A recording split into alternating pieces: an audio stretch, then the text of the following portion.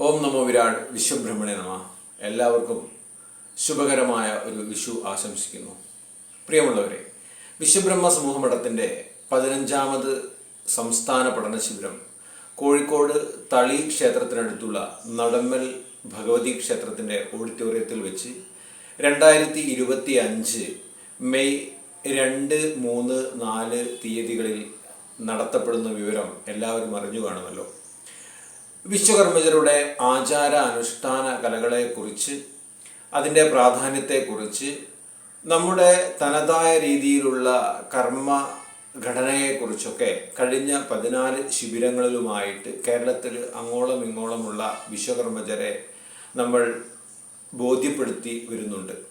അതിൻ്റെ അടിസ്ഥാനത്തിൽ ഇന്ന് വിശ്വബ്രഹ്മ സമൂഹമഠത്തിൻ്റെ ഫോളോവേഴ്സായിട്ടുള്ള, അതിൻ്റെ ആധികാരികത ഉൾക്കൊണ്ടുകൊണ്ടിട്ടുള്ള ഏതാണ്ട് 200ഓളം ഫാമിലികൾ കേരളത്തിൽ അങ്ങോളം ഇങ്ങോളം ഉണ്ട് എന്നുള്ളതിൽ ഞങ്ങൾ അഭിമാനിക്കുന്നു.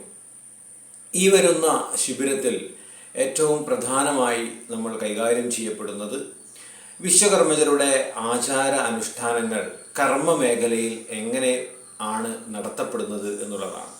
ഉദാഹരണത്തിനായി നമ്മളെല്ലാവരും ശിലാന്യാസവും ശംഖുസ്ഥാപനവും കുറ്റിയടിയും അതേപോലെ തന്നെ കുറ്റീശയും ഗൃഹപ്രവേശന കർമ്മവും വാസ്തുപൂജയും വാസ്തുബലിയും ഒക്കെ നടത്താറുണ്ട്. ഏത് രീതിയിലാണ് നമ്മൾ നടത്താറുള്ളത്? വാസ്തുശാസ്ത്രം ഏത് കലകളുമായിട്ടാണ് ഏറ്റവും കൂടുതൽ ബന്ധപ്പെട്ടിരിക്കുന്നത്? ഉദാഹരണത്തിന് ഇന്ന് താന്ത്രിക ആചാരത്തിലും കൗള ആചാരത്തിലും ഒക്കെ തന്നെ വാസ്തുവുണ്ട്. കാരണം എന്താണെന്ന് വെച്ചാൽ വാസ്തുവിലാണല്ലോ എല്ലാ കർമ്മങ്ങളും ചെയ്യും. വസ്തു ഉള്ളിടത്തൊക്കെ വാസ്തുവുമുണ്ട് എന്നുള്ളതാണ് നമ്മുടെ പ്രമാണ വാക്യം. അതുകൊണ്ട് തന്നെ വിശ്വകർമ്മജർ എന്ന ഋഷീശ്വര പരമ്പരകൾ ഇന്ന് ലോകത്തിൻ്റെ എല്ലാ മേഖലകളിലും പ്രവർത്തിക്കുന്ന അതീവ വിശിഷ്യ ബുദ്ധിയുള്ള ആൾക്കാരാണ്. അതുകൊണ്ട് തന്നെ അവർക്ക് വിശിഷ്യ ബുദ്ധി ഉണ്ടെങ്കിലും ചില അനുകരണങ്ങളിൽപ്പെട്ട് നമ്മളെല്ലാവരും ഇന്ന് പല സമൂഹങ്ങളെയും അനുകരിച്ച് മുന്നോട്ട് പോകുന്നതായിട്ടുള്ള ഒരു അവസ്ഥാവിശേഷമാണ് കാണുന്നത്. ഉദാഹരണത്തിന് വിശ്വകർമ്മജർ ഇന്ന് ഫോളോ ചെയ്യുന്ന വാസ്തുശാസ്ത്രം എന്ന വാസ്തോപനിഷത്ത് ആഗമശാസ്ത്രങ്ങളിൽ, താന്ത്രിക ആഗമശാസ്ത്രങ്ങളിൽ പറഞ്ഞിട്ടുള്ള ആഗമങ്ങളുമായിട്ട് ബന്ധപ്പെട്ടതാണ് എന്നുള്ളതാണ്. കാരണം ഒരു ക്ഷേത്രത്തിൽ മാത്രമാണ് സമചതുരത്തിലുള്ള വാസ്തു വിഭാവനം ചെയ്യപ്പെട്ടുള്ളത്. നമ്മുടെ ഗൃഹങ്ങളെല്ലാം ദീർഘചതുരമുള്ളതും അതേപോലെ തന്നെ വിശിഷ്യ കോണുകളോ ഏണുകളോ കൂട്ടിയോജിപ്പിക്കാൻ കഴിയാത്ത രീതിയിലുള്ള വസ്തുവകകളുമുള്ളവരുമാണ് ഇന്ന് കേരളത്തിൽ അങ്ങോളം ഇങ്ങോളമുള്ളത്.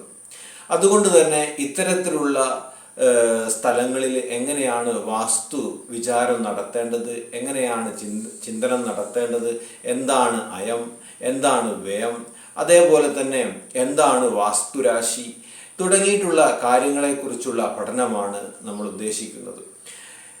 അവിടെ ഒരു ക്ലാരിഫിക്കേഷൻ വരുത്തേണ്ടത്, താന്ത്രിക ആഗമശാസ്ത്രങ്ങളിൽ പഠിക്കുന്ന വാസ്തുശാസ്ത്രം ക്ഷേത്രങ്ങളുമായി ബന്ധപ്പെട്ടതാണ്. എങ്ങനെയായിരിക്കണം ബിംബം, എങ്ങനെയായിരിക്കണം ശ്രീകോവിലിൻ്റെ അളവ്, ശ്രീകോവിലിൻ്റെ ഉള്ളിൽ എത്ര ദേവതാ സങ്കല്പങ്ങൾ വരുന്നുണ്ട്, അതിനു പുറത്ത് എത്ര ദേവതാ സങ്കല്പങ്ങൾ വരുന്നുണ്ട് എന്നുള്ളതെ കുറിച്ചൊക്കെയാണ്. ഇത് തന്നെയാണ് ഇന്ന് നമ്മൾ ആ ക്ഷേത്ര ആഗമങ്ങളെ ഉൾക്കൊണ്ടിട്ടുള്ള വാസ്തുശാസ്ത്രം കാണിപ്പയ്യൂരിനാലും മറ്റു പല ആചാര്യന്മാരാലൊക്കെ നമ്മൾ ഇന്ന് വിഭാവനം ചെയ്യപ്പെടുന്ന അത്തരത്തിലുള്ള വാസ്തുശാസ്ത്രമാണ്. എന്നാൽ വാസ്തോപനിഷത്തിൽ വാസ്തു ഊർജശാസ്ത്രമായിട്ട് കാണുന്നു. പഞ്ചഭൂതങ്ങൾ എങ്ങനെയാണ് ഒരു സ്ഥലത്ത് വിരാജിക്കുന്നത്, ഒരു സ്ഥലത്ത് വാസ്തുവിൻ്റെ ഏറ്റവും ചൈതന്യവത്തായ പോയിന്റിൽ നിന്നും എത്ര ഗമിപ്പിച്ചുകൊണ്ടാണ് ഒരു സ്ഥലത്ത് വീട് വെക്കേണ്ടത് തുടങ്ങിയിട്ടുള്ള ചിന്തകൾ ഉൾക്കൊള്ളുന്നതാണ് യഥാർത്ഥത്തിൽ വാസ്തോപനിഷത്ത്.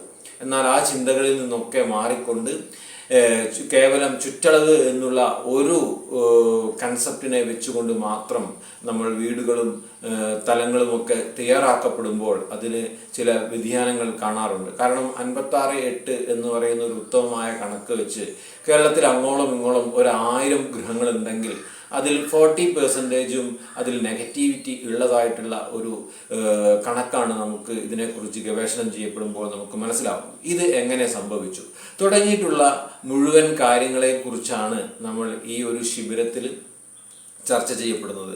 ഈ ഒരു ശിബിരത്തിലേക്ക് കേരളത്തിൽ അങ്ങോളം ഇങ്ങോളമുള്ള മുഴുവൻ വിശ്വകർമ്മജരെയും സ്വാഗതം ചെയ്യുകയാണ്.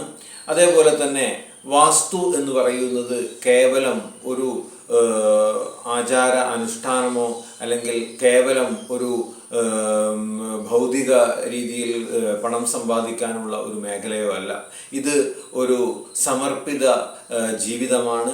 വാസ്തുവിൽ ഒരു ഋഷീശ്വരന്മാരൊക്കെ തന്നെ നമ്മളെ 18 ഋഷീശ്വരന്മാർ, അതിനടക്കമുള്ള 18 ഋഷീശ്വരന്മാരും നമ്മളോട് പങ്കുവെച്ച് തന്നിരിക്കുന്നതായിട്ടുള്ള അതിൻ്റെ ഗുണാത്മക ചിന്തയാണ് ഈ ഒരു വാസ്തുശാസ്ത്രം എന്നുള്ളത് ഒരിക്കൽ കൂടി ഓർമ്മിപ്പിച്ചുകൊണ്ട് എല്ലാവരെയും ക്ഷണിക്കുന്നു. 2025 മെയ് മാസം 2-ാം തീയതി 2 മണിക്ക് ആരംഭിക്കുന്ന ശിബിരം ഞായറാഴ്ച അതായത് 4-ാം തീയതി വൈകിട്ട് 5:30 അവസാനിക്കുന്നതായിരിക്കും. കോഴിക്കോട് റെയിൽവേ സ്റ്റേഷനിൽ നിന്നും കോഴിക്കോട് ബസ് സ്റ്റാൻഡിൽ നിന്നും ഏതാണ്ട് കൃത്യം അകലത്തിലാണ്, ഏതാണ്ട് 1-1.25 കിലോമീറ്റർക്ക് ഉള്ളിലാണ് ഈ ഒരു ക്ഷേത്രം. വിശിഷ്യ ലോകപ്രശസ്തമായ തളി ക്ഷേത്രത്തിൻ്റെ അടുത്താണ് ഈ ക്ഷേത്രം. സാമൂതിരിയുടെ സാമന്തന്മാർ ആരാധിച്ചിരുന്ന ക്ഷേത്രമാണ് നടമ്മൽ ഭഗവതി ക്ഷേത്രം. തുടങ്ങിയിട്ടുള്ള സവിശേഷതകളുണ്ട്. നമ്മളെ ഈ ഒരു ശിബിരത്തിലേക്ക് എത്തുവാൻ വേണ്ടി നിങ്ങൾ കോണ്ടാക്ട് ചെയ്യേണ്ട നമ്പർ 7356845843 എന്ന നമ്പറിൽ വിളിച്ച് നിങ്ങളുടെ സീറ്റ് ഉറപ്പിക്കുക. നന്ദി, നമസ്കാരം. ശിബിര വിഹിതം 2000 രൂപയാണ്.